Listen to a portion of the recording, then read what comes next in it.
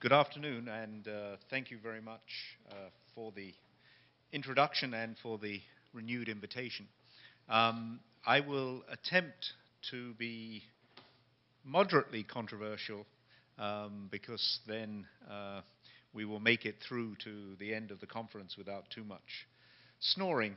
I also wanted to thank my colleagues in economics here for their welcome. I'm now entering my last year at the Institute of International Relations, and colleagues like the late Dennis Pantin and others have been very warm in their welcome to this outsider, because at best I do political economy rather than the real thing. But happily, this economics department, symbolized by the Sustainable Development Unit and the economics of health, is perhaps not quite as classical as some, as we know, in this hemisphere, particularly slightly further north. I also wanted to bring in some of the insights that I continue to derive from editing the International Political Economy series. That means that I see a lot of very interesting manuscripts before you do or before anybody else does, and so I can claim to be original, even if some of the ideas are books in process or books in print. But let me also relate some of my introductory comments to the last panel. Firstly, I just want to suggest that perhaps the Trinidadian economy is already more diversified than we recognize. And perhaps what we need to do, rather than to lament its lack of diversification, is to consider whether we need to diversify our frameworks, our assumptions, our perspectives. And so this paper, this presentation is particularly concerned with how many Caribbeans, how many Trinidads there may be, and perhaps suggesting, therefore, that it's already diversified. It's just our frameworks don't help us to recognize how diversified. And so, Chair, perhaps next time you might add an S to the end of your acronym, not the conference on the economy, but the conference on the economies, to reflect the fact that it's more than one. But I also just wanted to mention, in terms of the last panel, that one of the things that the new government has done here, which I don't think has been recognized as much as it might be, is to sign up to the UNESCO Convention on Cultural Diversity. And that seems to me an important statement and direction, particularly given the cultural industries and the service sector in Trinidad and other parts of the Caribbean. And this certainly has been an area in which the Canadian government and civil society and cultural industries have also been quite active, and so hopefully this will be useful in terms of the continuing Canadian-Caribbean trade negotiations. And secondly, in terms of brands, brands and partnerships and public diplomacy are not as far apart as perhaps they might have been several years ago. And we are increasingly familiar with the Olympics, with FIFA, with the Commonwealth Games, with ways in which brands are part of international relations, international diplomacy. And in addition to talking about public diplomacy, which is the way in which governments and non-state actors are involved in diplomacy, we can also identify ideas like celebrity diplomacy or guerrilla diplomacy. But as we all know, this involves a certain amount of risk. And if your public diplomacy, if your celebrity diplomacy includes a Michael Jackson or includes a Tiger Woods, then sometimes the diplomacy doesn't pay off in the way that perhaps one might have anticipated or hoped. So my theme is how many Caribbeans in 2010 as we enter the second decade of the 21st century.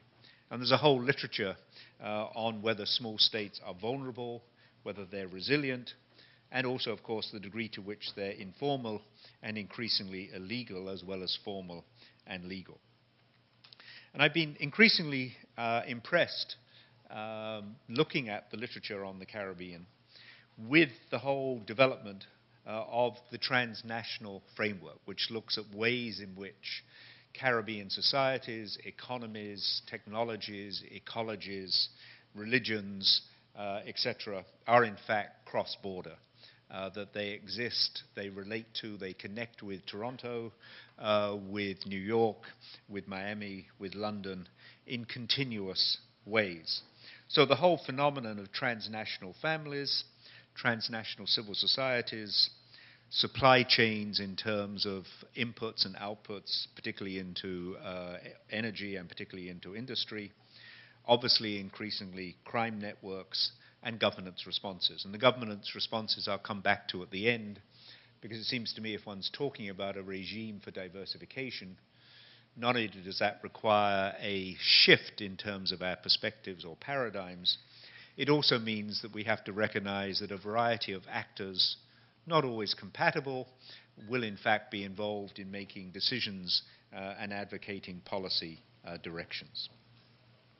So my own perspective is quite interdisciplinary, as indeed the field of international relations is itself, and particularly draws insights from literatures on the varieties of states, small, large, etc., the varieties of capitalism. Is Anglo-American, is American, is European capitalism different or similar to Indian, Chinese, Brazilian, etc.? Varieties of civil societies, is BRAC or Grameen similar to Oxfam, to World Vision, etc.? And I've been very impressed, partially in new volumes in process, looking at the literature on emerging economies, the BRICS, Brazil, Russia, India, China. If there is an acronym that I would hope the high school students are aware of, it is that one, because that, in many ways, is at least part of the future. But the degree to which emerging economies are similar to emerging societies, or different, and the degree to which emerging economies, emerging societies are similar to or different from emerging powers. And here, clearly, questions of nuclear versus non-nuclear, questions of diasporas versus not diasporas become rather important.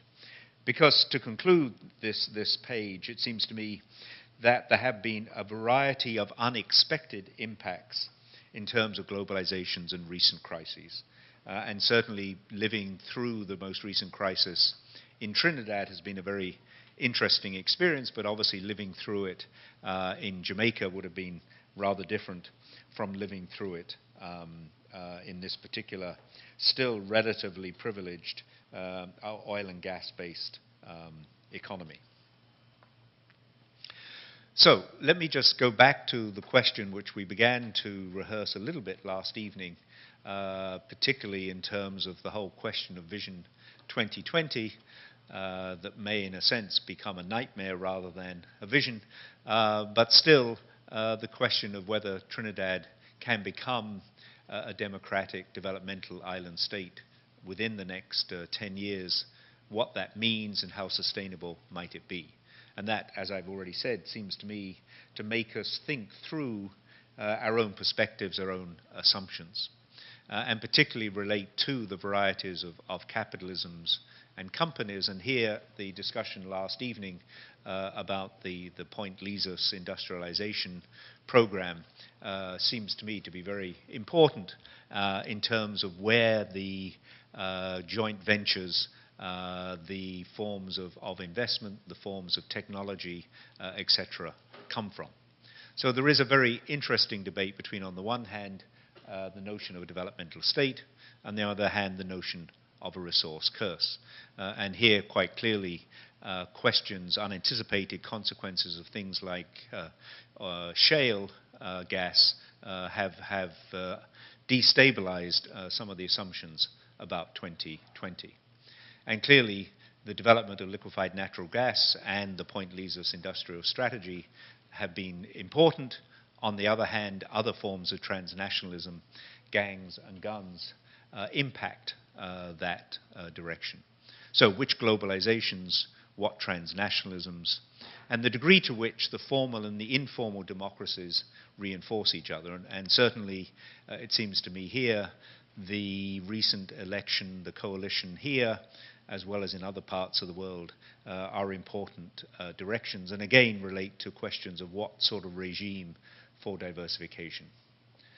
Finally then, let me go back to the question about varieties of capitalisms, varieties of sectors, and our own assumptions, and ask questions about how many sectors and how many economies in Trinidad and Tobago in terms of whether it is diversified or whether its particular frameworks themselves need to be diversified. Clearly, the formal versus informal is very apparent, and this certainly is not just a north-south issue. Every economy has an informal sector as well as formal, but obviously the balance between them may vary dramatically.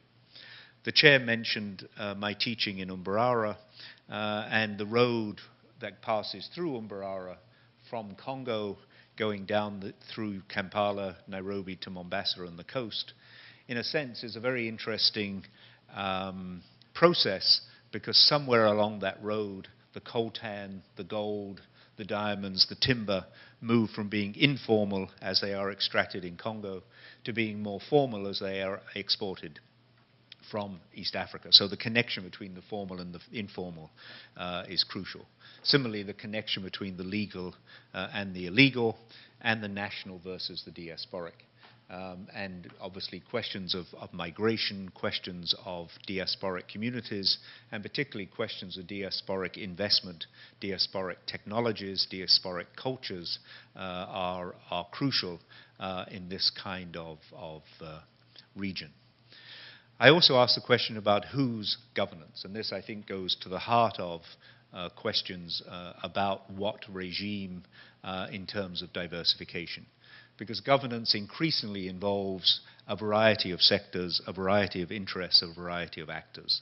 And therefore it's the balance and the mix and the compatibility of a range of interests that becomes very important. There are very few decisions that are exclusively state. There are very few decisions or processes that are exclusively non-state. And so reinforced by the crisis, reinforced by shifts in the region, reinforced by problems of globalization, which sectors, why, and how at the beginning of the 21st century. And clearly the change of government has intensified that debate. So to return to my opening comments about the degree to which emerging economies, states and societies are compatible or not, and the impact of that for Trinidad, and the whole question of coalition politics, divided societies, decisive economics. And here it seems to me that questions of public diplomacy around diversification involving a variety of sectors, the economics, the cultural, the security, the ecological, etc., become particularly important. And just as there is a debate in terms of the BRICS over whether India or China are likely to win out as emerging economies and emerging societies, so it seems to me that although formal politics, formal democracy may at times appear to slow down decisions and complicate decisions, that in fact the range of choices and debates becomes particularly important in terms of getting things right. But let me go back to my opening comment and to encourage us in terms of thinking about diversification, to increasingly thinking about diversifying our assumptions and our perspectives